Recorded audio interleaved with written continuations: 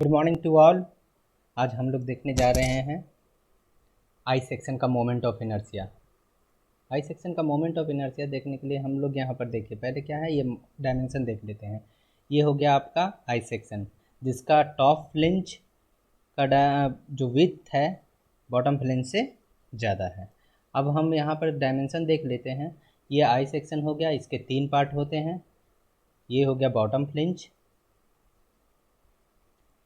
ये हो गया आपका बॉटम फ्लिंज, ये हो गया वेव, और ये सबसे ऊपर हमारा हो गया टॉप फ्लिंज। ठीक है, ये 3 हो गए। बॉटम फ्लिंज का डायमेंशन कितना है? 100 × 20। ठीक है। वेव का डायमेंशन कितना है? 30 × 300। टॉप फ्लिंज का डायमेंशन कितना है? 200 × 20। अब हम लोग आते हैं आगे की बढ़ते हैं। उसमें क्या है, नेक्स्ट पॉइंट क्या लिखा है, ये जो आई सेक्शन है ये सिमेट्रिकल अबाउट वाई एक्सिस है। सिमेट्रिकल अबाउट वाई एक्सिस है, इसका मतलब क्या हो गया, आप ये हो गया आपका वाई एक्सिस, ये हो गया आपका एक्स एक्सिस, और ये हो गया आपका वाई एक्सिस। ठीक है, तो इसके अबाउट सिमेट्रिकल है, मैंने इसके पहले जब हम लोग एक खींचते यहाँ से तो ये हो गया ये एक्सिस के अबाउट ये सिमेट्रिकल है। ठीक है, और नेक्स्ट पॉइंट इसके बारे में क्या लिखा है, ये अनसिमेट्रिकल है about x axis. Unsymmetrical about x axis, ये हो गया हमारा एक्स एक्सिस, और ये हॉरिजेंटल सेंट्रोइडल एक्सिस का पोजीशन है जिसे हम बाद में कैलकुलेट करेंगे। इसके अबाउट ये अनसिमेट्रिकल है। आप देख रहे हैं कि अगर हम इसको वाई एक्सिस के लॉन्ग, ये वर्टिकल सेंट्रोइडल एक्सिस के लॉन्ग अगर कब करना चाहते हैं, फोल्ड करना चाहते हैं, तो ये एक दूसरे को ढक लेगा, परंतु ऐसा कंडीशन हॉरिजेंटल के साथ नहीं होगा, हॉरिजेंटल सेंट्रोइडल एक्सिस के साथ नहीं होगा। इसके साथ अब हम लोग आगे बढ़ते हैं।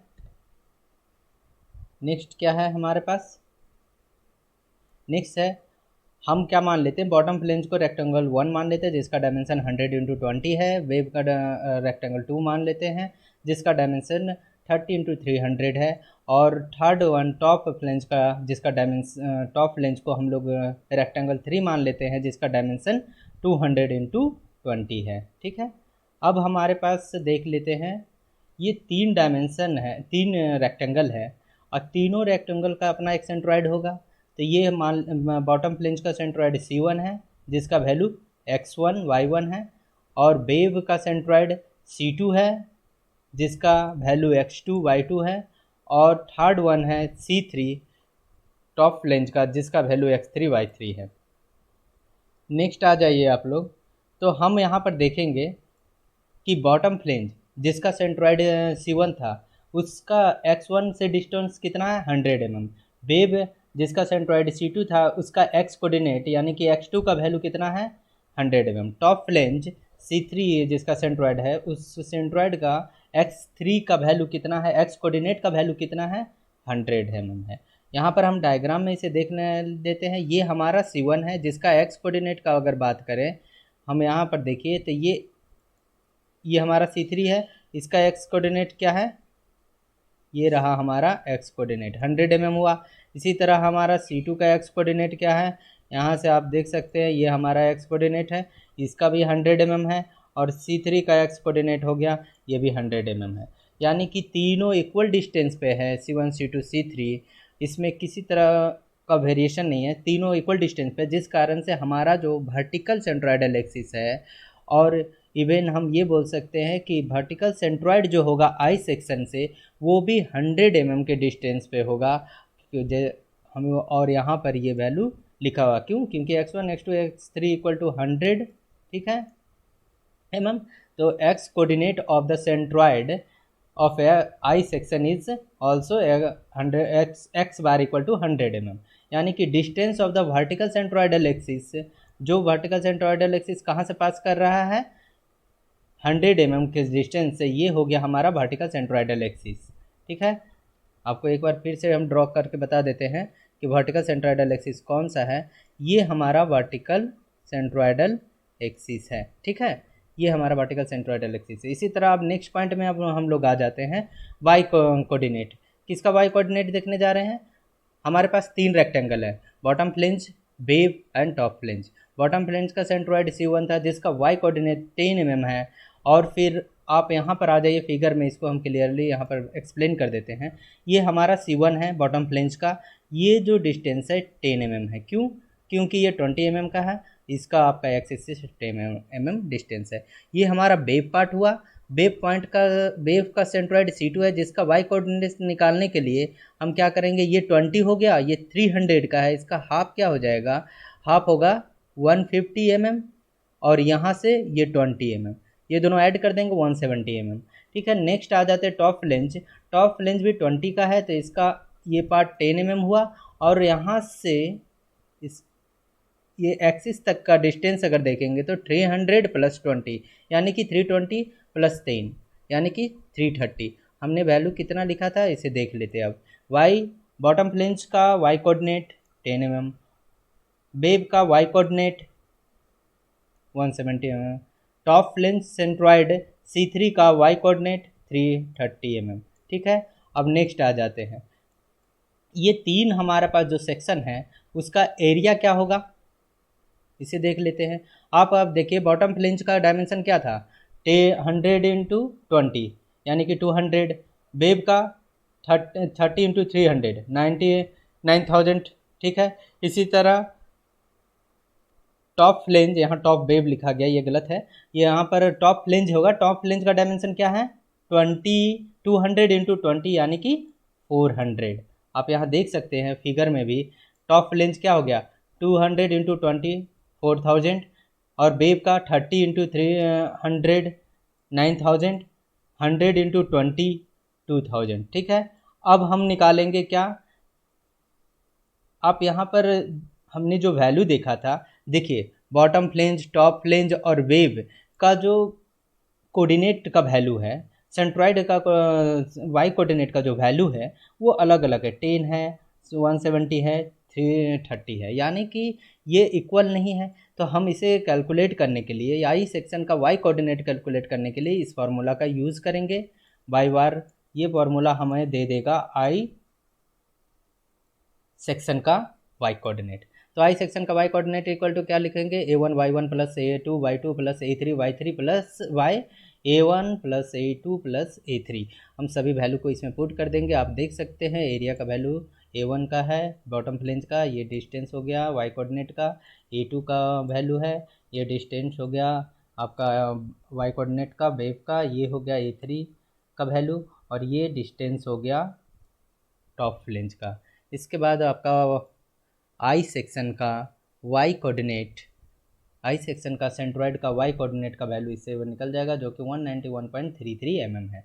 यहाँ पर y coordinate of centroid of I section is क्या है, y इक्वल टू 171.33। आप यहाँ पर आप फिगर में आ जाइए, इससे जो पास होने यहाँ पर पहले ये देख लीजिए कि distance of horizontal centroidal axis, यानी कि जो हॉरिजॉन्टल सेंट्रोइडल एक्सिस का डिस्टेंस कितना होगा, 191.33 होगा, जो कि y बार के इक्वल है। यानी कि ये जो हमारा है, ये वैल्यू आप देख सकते हैं रेड कलर से जो लिखी हुई है, ये है 191.33। आप इसके अराउंड अगर इस आई सेक्शन को फोल्ड कीजिएगा तो ये एक दूसरे को ओवरलैप नहीं करेगा। इसका ये सेक्शन क्योंकि बॉटम प्लेन छोटा है टॉप प्लेन से, ये अनसिमेट्रिक को शो कर रहा। और टोटल ये डिस्टेंस कितने हो गए थे, 340, जिसका मिड पॉइंट आता है 170, इससे भी आपका ये ऊपर में है। ठीक है, तो यहाँ से अब हम आगे बढ़ते हैं। यहाँ पर नेक्स्ट आ जाइए आप लोग। नेक्स्ट क्या है हमारा, moment of inertia about horizontal centroidal axis. Horizontal centroidal axis यानी कि एक्स डैश वाई डैश। ठीक है, तो हॉरिजॉन्टल सेंट्रोइडल एक्सिस के अबाउट जब मोमेंट ऑफ इनर्शिया निकालना चाहेंगे तो इसमें तीन पार्ट हैं, बॉटम, वेव और टॉप। इन तीनों का मोमेंट ऑफ इनर्शिया, इन तीनों का जो मोमेंट ऑफ इनर्शिया अबाउट इसका ओन एक्सिस जो है, ओन सेंट्रोइडल एक्सिस जो हो रहा है, उसको हम ट्रांसफ़र कर देंगे किसके about, moment of inertia about x dash y dash, यानी कि हॉरिजॉन्टल सेंट्रोइडल एक्सिस के अबाउट। तो हम इसके लिए पैरेलल एक्सिस थ्योरम का यूज करेंगे और आगे जाके हम इसी को देखने जा रहे हैं। तो I X dash X dash equal to, यानी कि moment of inertia about the horizontal centroidal axis equal to I X dash X one plus I X dash X two plus I X dash X three. ठीक है, तो I X dash X one equal to I G plus A one into H one का whole square. ये हम क्या use किए, parallel axis theorem. तो parallel axis theorem से हम पहले यहाँ पर देख लेते हैं एक डायग्राम में, उसके बाद आगे सिमिलरली इसी तरह करते जाएंगे। तो यहाँ पर ये देखिए बॉटम फ्लेंज है हमारा। ये बॉटम फ्लेंज का अगर हम बात कर रहे हैं तो बॉटम फ्लेंज का मोमेंट ऑफ इनर्शिया आई जी, माने इसके अबाउट C1 के अबाउट क्या होगा, वह यहाँ पर हो जाएगा आपका 100 इंटू 20 का क्यूब बाई 12। अब इस x1 का हम जब पैरेलल एक्सिस थ्योरम से इधर ट्रांसफ़र करेंगे तो h1 का वैल्यू क्या होगा, ये हो गया हमारा h1। तो h1 का वैल्यू हम लिखना चाहेंगे तो क्या करेंगे, 191.33 माइनस 10 करेंगे। ये अगर पोर्शन हटा दिया जाएगा तो ये h1 का वैल्यू मिल गया ना हमें, ये वैल्यू मिल गया h1 का। ठीक है, तो अब हम इस वैल्यू को पुट करेंगे, एरिया हमें पता ही है इसका 100 इंटू 20। अब देखिए पूरा हमारा कैलकुलेशन यहाँ पर आ जाएगा, 100 इंटू 20 का cube by 12 plus 200 into 191.33 minus 10 का स्क्वायर। इसको सॉल्व करने के बाद ये वैल्यू आ जाएगा 65.83 इंटू 10⁻6 मीटर का mm का पावर 4। ठीक है, इसी तरह हम दूसरे वेव का देखेंगे। वेव का ये हो गया x2। ठीक है, और ये हमारा वैल्यू जो होगा h2 का वैल्यू होगा। तो h2 का वैल्यू निकालने के लिए क्या करेंगे, 191। ठीक है, 191.33 माइनस कितना कर देंगे, ये जो y2 का वैल्यू है उसको हम लोग माइनस कर देंगे। तो y2 का वैल्यू कितना है, यहाँ 20 और 150 70 है, तो उसे हम माइनस कर देंगे। ठीक है, अब देखिए नीचे ये हो गया x1 का हो गया। अब y2 में आ जाइए, ये रहा आई एक्स बार और x2। ठीक है, इसका मोमेंट ऑफ इनर्शिया क्या होगा, आई G2 प्लस A2 और H2 का होल स्क्वायर। ठीक है, A2 H2 का होल स्क्वायर। एरिया आपको पता है, इसका वैल्यू आप रख देंगे। वेब सेक्शन का क्रॉस सेक्शनल एरिया आपको पता था 30 इंटू 300 का क्यूब बाई 12 प्लस 9000, और फिर हम इसका H2 का वैल्यू हमने कैलकुलेट किया था 191.33 माइनस 170 का होल स्क्वायर। इसको सॉल्व करने के बाद आपका वैल्यू आ जाएगा 71.59 इंटू 10⁻6 mm4। इसी तरह हम लास्ट टॉप फ्लेंज पे आ जाते हैं। तो I x bar x3 calculate करने के लिए तो हम किस फार्मूला का यूज करेंगे, फिर से सिमिलर फार्मूला को यूज करेंगे। और इसमें भी हम यहाँ फिगर में एक बार देख लेते हैं, ये क्या हो जाएगा 200 इंटू 20 का क्यूब बाई 12 और फिर H3 क्या है, H3 ये हो गया। H3 को आप कैसे क्या क्या लिख सकते हैं हम लोग, H3 अगर लिखना चाहें तो H3 है आपका पोर्शन में ये डिस्टेंस, यहाँ से इसका डिस्टेंस -10 कर सकते हैं। ठीक है, H3 या तो ये टोटल डिस्टेंस, ठीक है, माइनस 191.33 H3 का वैल्यू आ जाएगा। दोनों में से किसी भी वे से हम लोग इसे कर सकते हैं। तो हम देखते हैं यहाँ पर कौन सा फार्मूला लिखा गया है। यहाँ देखिए 200 इंटू 20 का क्यूब बाई 12 प्लस 4000, उसका क्रॉस सेक्शन लिया 148.63 माइनस 10। ठीक है, या फिर हम 200 इंटू 20 का cube by 12 plus 4000 into 330 by 191.33, हमने दोनों लिख दिया। अब जब दोनों को आप सॉल्व कीजिएगा तो दोनों में सेम वैल्यू आएगा। जब वैल्यू का क्या है 77.05 इंटू 10⁻6। आप ये तीनों वैल्यू को पुट कर दीजिए इस इक्वेशन पे, आई X dash x1 plus I X dash x2 plus I X dash x3। तो आपका moment of inertia of I sections about horizontal centroidal axis आपका मिल जाएगा 241.47 इंटू 10⁻6। यहाँ डायमेंशन छूट गया है, डायमेंशन mm का पावर 4 होगा।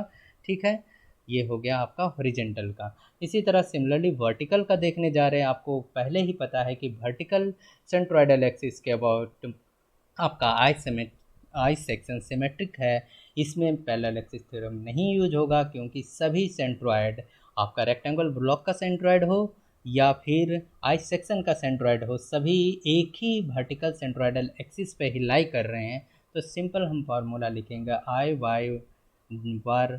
Y bar equal to I Y bar 1 I Y bar and Y by 1 plus I by bar 2 plus I by bar और by बार 3। ठीक है, ये हमारा सिंपल फार्मूला है। और इस फार्मूला पे हम रख देंगे, आपको डायमेंशन पता ही है। ये बॉटम फ्लेंज के लिए हो गया, ये वेव के लिए हो गया, और ये टॉप फ्लेंज के लिए हो गया। तो हम यहाँ बॉटम फ्लेंज का बात करते हैं तो क्या होगा, यहाँ पर एक बार आप देख लीजिए फिगर में। ये बॉटम फ्लेंज के लिए क्या हो जाएगा, ये 20 इंटू 10⁻³ 20 इंटू 100⁻³ एंड इसी तरह वेव का हम देखेंगे तो 30⁻³ इंटू 300/12 एंड टॉप फ्लेंज का देखेंगे तो 20 इंटू 200⁻³/12। आप देख सकते हैं सेम वैल्यू लिखा हुआ है, 20 into 100⁻³/12 plus 300 into 30⁻³/12 plus 20 into 200⁻³/12। इसको सॉल्व करने के बाद आपका ये वैल्यू आएगा 15.675 इंटू 10⁻⁶ mm³। आप वैल्यू चेक कर सकते हैं खुद कैलकुलेट करके। इस तरह ये जो मोमेंट ऑफ इनर्शिया आया, ये मोमेंट ऑफ इनर्शिया क्या है, वर्टिकल सेंट्रोइडल एक्सिस के अलोंग है या तो वाई एक्सिस के अलोंग है, और जिसके अबाउट आई सेक्शन आपका सिमेट्रिक है, और एक्स एक्सिस जिसके अबाउट आपका आई सेक्शन अनसिमेट्रिकल है। इसी का के साथ थैंक यू।